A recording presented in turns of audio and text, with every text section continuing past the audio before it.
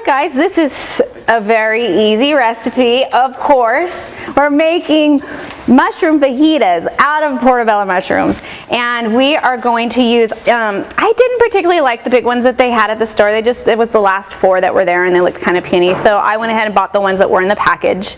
You need 2 small or 1 big one. So we have for this recipe 4. Does that make sense? Okay, so I'm going to show you how I slice these up. And this is a very fast, very easy recipe. I do not recommend cutting or washing your mushrooms beforehand. If you do that, mushrooms just bruise, they get brown and slimy awfully fast. So leave them alone and just do it as you need it. Do it when you're ready to eat them. You can cook them ahead of time if you want, but you just don't want to try and do any of the prep part. They just don't really turn out that well if you do.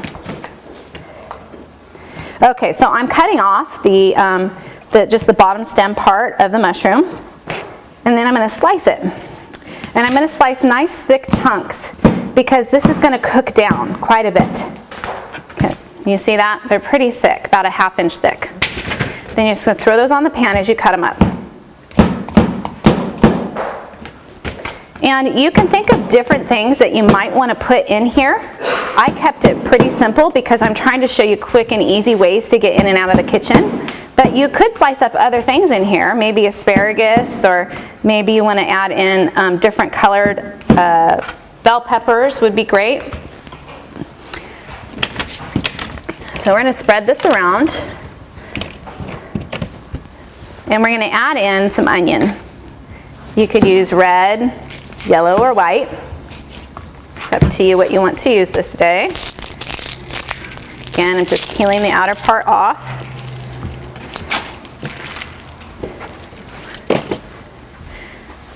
On the onion, I'm going to slice it in half, and depending on how big your onion is and how much you like onion, again, I'm cutting around the circle so I get that teardrop look to my onions, and you just kind of break them up and throw them into the pan. You want to use a shallow baking pan. You can use a dish like this, but this will hold more moisture. And so keep that in mind, because as we have the flat dish, a lot of moisture is going to come off of these mushrooms as they cook. That's trying to get away from me. Now, I don't have garlic on the recipe, but since y'all like garlic, let's do it. Put some garlic in there. And I think the garlic cooks nice because it kind of caramelizes a little bit as it cooks. I think it's just really super flavorful and yummy in here. I've even had garlic ice cream. Have you guys had garlic ice cream? Been to the Stinkin' Rose in San Francisco? It's this Italian restaurant that's just, everything's garlic. Like you can get 50 garlic chicken, like one piece of chicken breast with 50 garlic cloves on it kind of thing. And they have garlic ice cream. It's actually pretty good. Ice cream anything's actually pretty good, right? Okay, we're going to do nice thin slices, and I'll leave that up to you if you're going to do 1 or 2. This is a pretty good sized clove of garlic.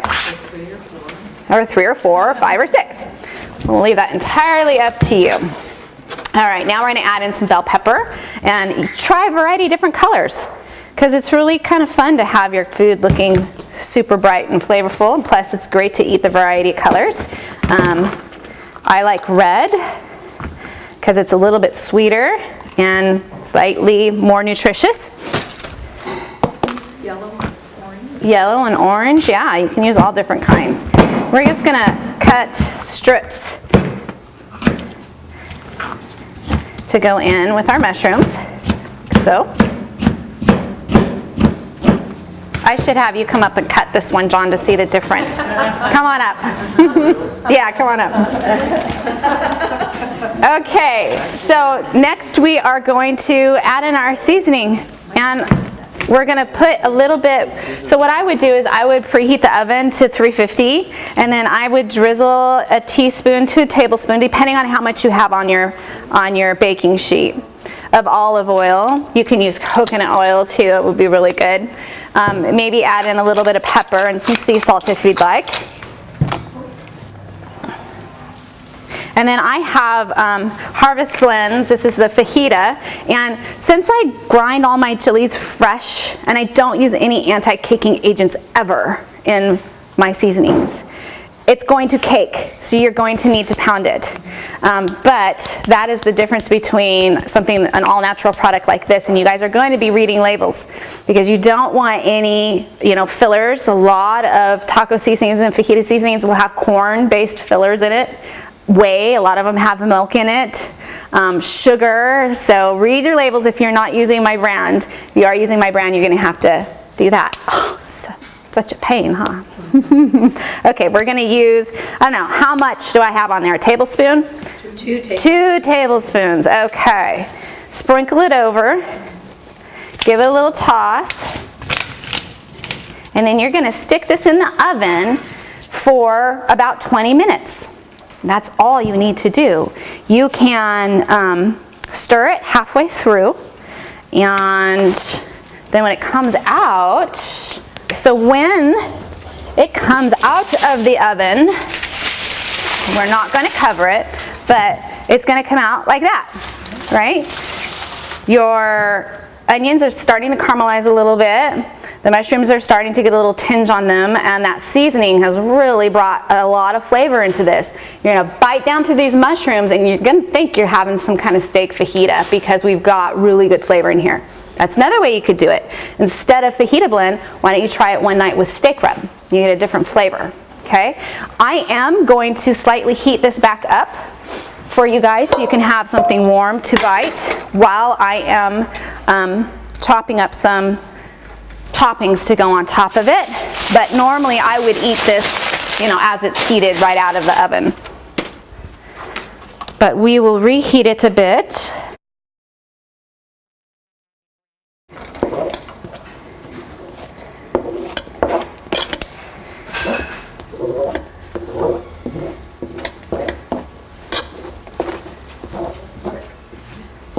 Thank you.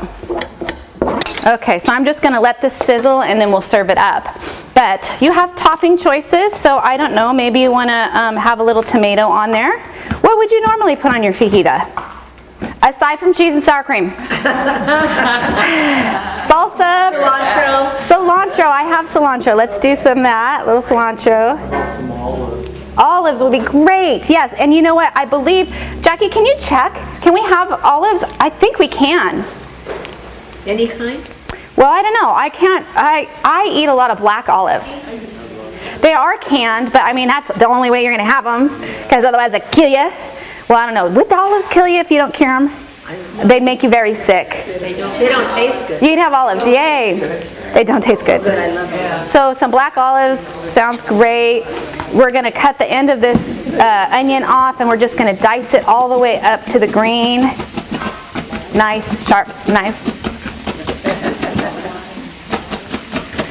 Maybe you want to sprinkle a little, I know I've got onion in that, but maybe you want to sprinkle a little fresh, white onion on top of it, or red onion.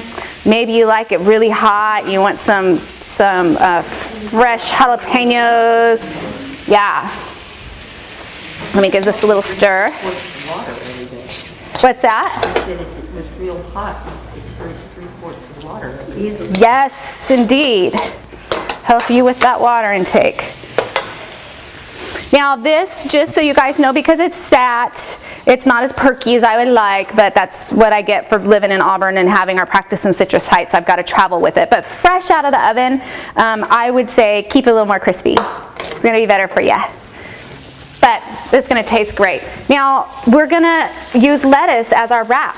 So we're going to take this, right, and you can fold it in the soft parts. This one's got a nice big chunk that's going to get in the way. So you can fold in your soft parts, and then this is where we're going to load our fajita, and you can eat it that way. You can also use what's the lettuce? Romaine. Romaine lettuce works really well for that. Butter lettuce works really well for that. Making little lettuce cups. This is just basic iceberg lettuce, and this is the only way I eat this lettuce because there's not a lot of nutrient value. I use it as a wrap.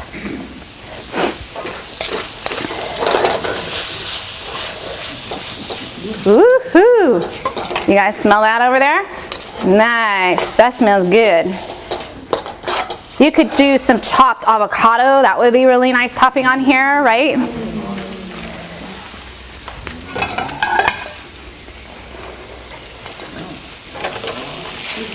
garlic.